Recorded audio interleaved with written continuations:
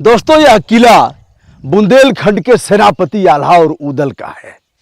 आल्हा और उदल का नाम आते ही बुंदेलखंड सहित पूरे भारतवर्ष में जो भी वीरता के पोषक हैं, जो वीरों को पसंद करते हैं, उनके रोंगटे खड़े हो जाते हैं। जादिन जन्म भयो आल्हा के, धरती धसी 2.5 हाथ। ऐसा गाते हैं लोग, जो यहाँ आल्हा गाने वाले लोग हैं देश में, वह गाते हैं कि जिस दिन आल्हा का जन्म हुआ था उस दिन धरती 2.5 हाथ धंस गई थी। ऐसा संभव नहीं है, लेकिन इस तरह से कल्पना करते हैं लोग। ये आल्हा और उदल का किला 1140 ईस्वी में आल्हा और उदल का जन्म हुआ था। और इस किले को आप देख रहे हैं, इस किले के भीतर मैं चलूँगा और भीतर तमाम जो रहस्य जुड़े हैं उसको भी दिखाऊंगा। यहाँ एक तालाब है और आप सीढ़ियाँ भी देख रहे हैं। एक बार देखेंगे, किले से सीढ़ियाँ आ रही हैं, तब तालाब लबालब हुआ करता था, अच्छा पानी होता था। आज यह तालाब सूख गया है। अपने वजूद के लिए चिल्ला चिल्ला करके कह रहा है कि बचाओ बचाओ बचाओ, मुझ जल स्रोत को बचाओ। जहाँ तक तालाब के बारे में कहना है कि आल्हा और उदल के मामा, जिनका नाम माहिल हुआ करता था, मामा माहिल का उल्लेख आल्हा में लगातार आया है। तो यह मामा माहिल का तालाब था, जिसमें रानियां आती थीं किले से उतर करके और इसमें स्नान करती थी। यहाँ आल्हा और उदल का दरबार भी लगता था। आप देख रहे हैं तालाब की एक तरफ कमल के फूल खिले हुए हैं और तालाब की भव्यता को भी आप देख रहे हैं, कितना सुंदर रहा होगा। आज अपने दीन दशा पर यह आंसू बहा रहा है। मैं यह भी बताऊंगा कि आल्हा किस प्रकार नाथ संप्रदाय से जुड़े हुए हैं। उसका शिष्यत्व ग्रहण किया था आल्हा ने, कब किया था इसे भी बताएंगे। और नाथ संप्रदाय के पीठाधीश्वर श्री आदित्यनाथ योगी जी हैं, जिनका ध्यानाकर्षण आज हम इस वीडियो के माध्यम से कराना चाहते हैं। हमारे साथ बने रहिए और आप देखिए, एक बार यह पहाड़ों को देखिए यहाँ से, और चारों तरफ जंगल है। जंगल के बीच और पहाड़ों से घिरा हुआ यह सुरम्य, भव्य और वास्तुकला को प्रदर्शित करता हुआ किला कितना अभेद्य दुर्ग जैसा था, जिसको हम भीतर चल करके दिखाएंगे। आल्हा पूजा पाठ कहाँ करते थे, और एक सुरंग भी दिखाऊंगा, जिस सुरंग का आज तक अता पता नहीं है कि वह सुरंग कहाँ जाती है। तो आप हमारे साथ बने रहिए। और अब हम इस पथरीली रास्ता को तय करते हुए आगे बढ़ रहे हैं। दोस्तों, मैं बता रहा हूं कि यह जो मंदिर आप देख रहे हैं, जबकि इसका पुनर्निर्माण हुआ है, कुछ गांव के और जो भक्त लोग हैं उन लोगों ने बनवाया है। पहले यहाँ एक मंदिर हुआ करता था और यही आल्हा और उदल पूजा करते थे अपने कुल देवी और देवताओं का। विशाल इमली का वृक्ष आप देख रहे हैं। यहाँ 2 इमली के वृक्ष हैं, जिनका अवलोकन मैं करा रहा हूँ। एक इमली का वृक्ष पीछे है, जो काफ़ी विशाल है, पुराना है। और अब इसे दिखाते हुए मैं बढ़ रहा हूँ। इधर आप फिर से सीढ़ियाँ देख रहे हैं और तालाब का अवलोकन कर रहे हैं। अब मैं बढ़ रहा हूँ, जो मुख्य द्वार है किले का, उस तरफ बढ़ करके और आपको किले की भव्यता, सुंदरता और चतुर्दिक जो जिस तरह से जिसका किले का आवरण था प्राकृतिक रूप में, उसे दिखाऊंगा। किले को अभेद्य दुर्ग की तरह विकसित किया गया था, उसे भी मैं दिखाऊंगा। आप बने रहिए हमारे साथ। तो दोस्तों, यह विशाल गेट है, जिसमें आप देख रहे हैं यह प्रवेश द्वार है, लाखौरी ईंटों से बना हुआ है। और इसके भीतर हम प्रवेश करते हैं। बताते चलें, महोबा, बुंदेलखंड का जनपद महोबा, जो एक तरह से मध्य में स्थित है बुंदेलखंड के, वहाँ से लगभग 19-20 किलोमीटर की दूरी तय करके हम आ गए हैं आल्हा और उदल के किले पर। यह आप देख रहे हैं पुराना किला और इसका गेट है। गेट के भीतर मैं प्रवेश करता हूँ और दिखाता हूँ दोनों तरफ। यह देख रहे हैं आप, और यह गेट है। यह इसका भीतर हमने प्रवेश किया और प्रवेश करते ही पहले मैं दिखाता हूँ कि घोड़े कहाँ बांधे जाते थे। आल्हा और उदल का अस्तबल इधर आप ताखे देख रहे हैं, और यह मजबूत अभेद्य दीवाल जिसे आप देख रहे हैं, उस तरफ अस्तबल है। 1 2 3 4 5 6 7 8 9 10 11 12 ऐसे, और इधर भी अस्तबल था। तो कुल मिलाकर के दर्जनों घोड़े ही निहनाते थे यहाँ। किसी पर मामा माहिल चलते थे, किसी पर आल्हा चलते थे, किसी पर उदल चलते थे, किसी पर डेभा तिवारी चलते थे। जो लोग आला के शौकीन होंगे और थोड़ा बहुत इसमें अभिरुचि लेते होंगे वह इसे ठीक से जान पाएंगे।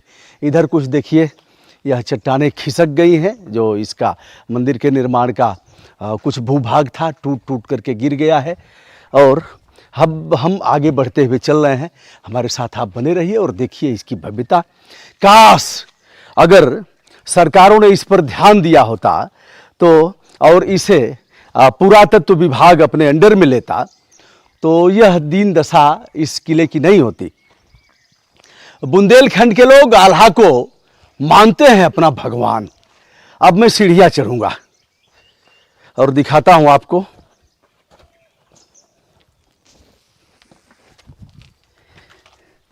हालांकि यह काम काफी रिस्की है, फिर भी जुनून की वजह से, जुनून ऐसा न हो कि खतरे को लगातार व्यक्ति आमंत्रण दे। बचाव करते हुए हम आगे बढ़ रहे हैं।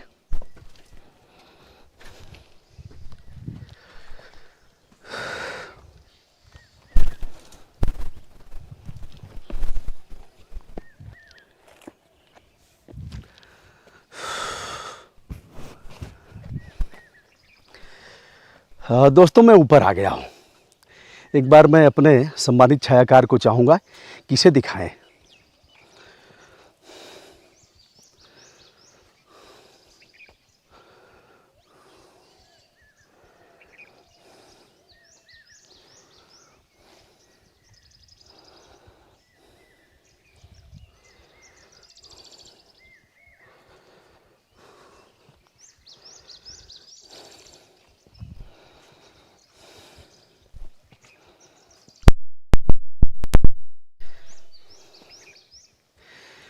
जिस सुरंग का उल्लेख मैं कर रहा था दोस्तों, उस सुरंग को आप इस पहाड़ में देख सकते हैं।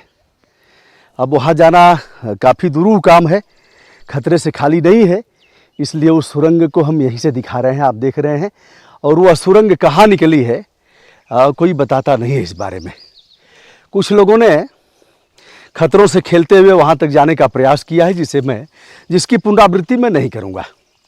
आप इसे एक बार देखिए, यह टूट टूट करके गिर रहा है, लेकिन कितनी मोटाई इस छत की थी उस समय कोई सीक नहीं थी, यानी किसी लोहे का प्रयोग।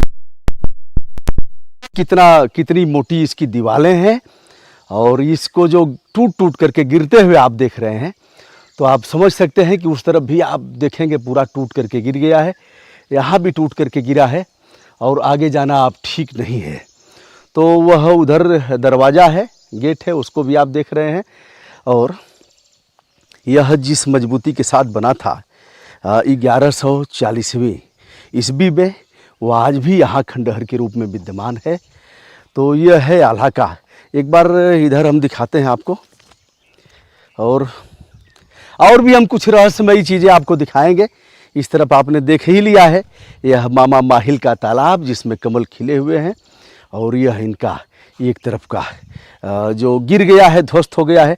आगे और जाने पर संभव है यह नीचे जाए, तो ऐसा रिस्क हम लेने वाले नहीं हैं। और इस पहाड़ की भव्यता के बारे में हम बता दें कि यह पहाड़ भी पहले ऐसा नहीं था, और भी विशालकाय था, लेकिन टूट टूट करके गिर गया है।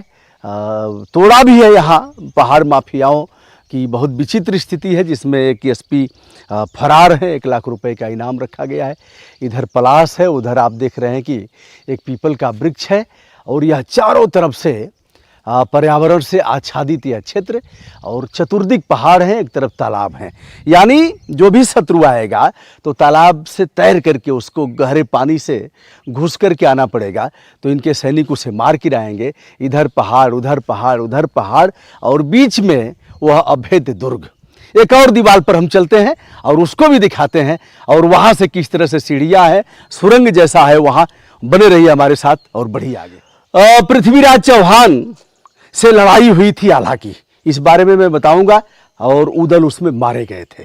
दोस्तों, उसके पहले बता दें कि आल्हा को लोग, यादव वंश के लोग अपना पूर्वज मानते हैं, चंदेल वंश के लोग अपना पूर्वज मानते हैं, राजपूत अपना पूर्वज मानते हैं, और भी कई जातियों के लोग आल्हा को अपना पूर्वज मानते हैं।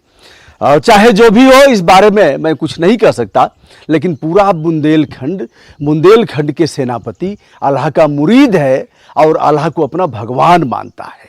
आइए उस भगवान के बैठक कक्ष को मैं दिखाता हूँ, जहाँ अल्लाह और उदल बैठते थे, बैठ करके जहाँ लगता था दरबार।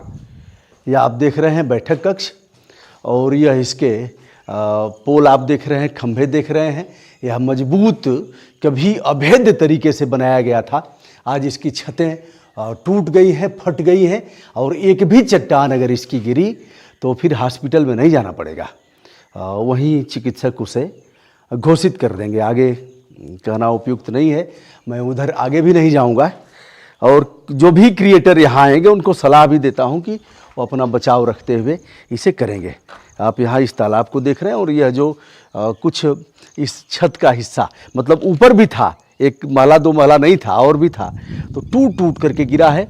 इन चट्टानों को किस तरह से, इन चट्टानों में ईंट लगाई गई थी, उसे भी आप देख रहे हैं, मजबूत ईंट और सुर्खी चूना का जो बना था। ये हम काफ़ी ऊंचाई पर हैं, इसके ऊंचाई पर भी हम चलते हैं। और दोस्तों आपको बताते चलें कि पृथ्वीराज चौहान और आल्हा उदल की सेना में युद्ध हुआ था।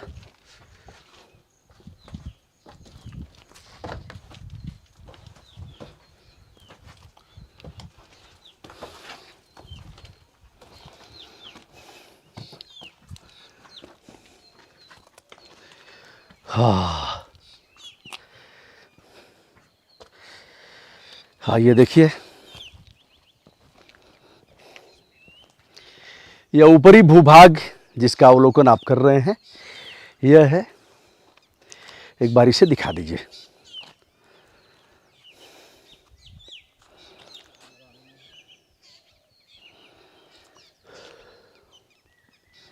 यह इसके बारजे बने हुए हैं, जिसका अवलोकन मैं करा रहा हूं।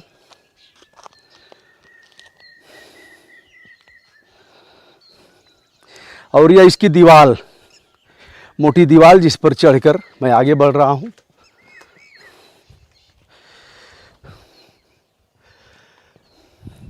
और एक बार यहीं से उस सुरंग का मैं अवलोकन करा रहा हूं। एक बार देखिए, पेड़ की डालियां, ठीक से आप अवलोकन उसका नहीं कर पाएंगे, लेकिन जो मैं कह रहा हूं उसका एहसास आप ठीक से कर सकते हैं। तो गईल जवनिया बाबू फिर ना ही लौटी, कितनो दूध मलीदारे खाए। आल्हा में ऐसे गाते हैं लोग।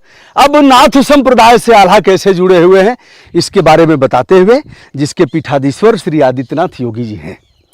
जब दिल्ली सल्तनत के शहंशाह बादशाह पृथ्वीराज चौहान से आल्हा उदल की सेना में युद्ध होता है, महोबा, यह जब युद्ध होता है तो युद्ध में उदल मारे जाते हैं। उदल महाबली थे, आल्हा के छोटे भाई थे। उदल के मरने के बाद आल्हा की स्थिति पागलों जैसी हो जाती है, और जो आगे आता है उसको मारो। आल्हा की तलवार के आगे कोई टिका नहीं। आल्हा ने पूरी सेना का नाश कर दिया। पृथ्वीराज चौहान, एक समय ऐसा आया जब दोनों लड़ाकू, पृथ्वीराज चौहान एक तरफ और एक तरफ आल्हा, अब देखने लायक स्थिति थी कि इसमें मारा कौन जाएगा, क्योंकि दोनों बहादुर थे। उस समय बताते हैं गुरु गोरखनाथ ने हस्तक्षेप करके और पृथ्वीराज चौहान की जान बचाया था, और आल्हा ने पृथ्वीराज चौहान को अभय दान दे दिया। तत्पश्चात आल्हा ने नाथ संप्रदाय का शिष्यत्व ग्रहण किया। तब से वह नाथ संप्रदाय के अनुयायी हो गए, और आल्हा तब से गायब है। मानना है, यद्यपि अश्वत्थामा बलिर व्यासो हनुमान च विभीषण, जो यह लोग अजर अमर कहे जाते हैं, उसमें आल्हा का कहीं जिक्र नहीं है, लेकिन देशवासी इस बात को मानते हैं कि आल्हा आज भी अमर है, अजर अमर है। महोबा की चंडिका देवी का मंदिर हो, या फिर मैहर देवी का मंदिर, शारदा मंदिर, आल्हा आज भी वहाँ पूजा करने जाते हैं, और आल्हा के ताजे फूल वहाँ दिखते हैं। मैं नहीं जानता इसमें सच्चाई क्या है, लेकिन ऐसा लोगों का कहना है। तो दोस्तों, अब हमारा प्रणाम स्वीकार करने का समय आ गया है। मैं चाहूँगा कि आपका स्नेह स्रोत हमारे लिए सूखेगा नहीं। ऐसे तमाम दर्शनीय, ऐतिहासिक और ऐसे जो पुराने खंडहर हैं, पुराने किले हैं, उनको मैं दिखाता रहूँगा और आपका स्नेह हमें मिलता रहेगा।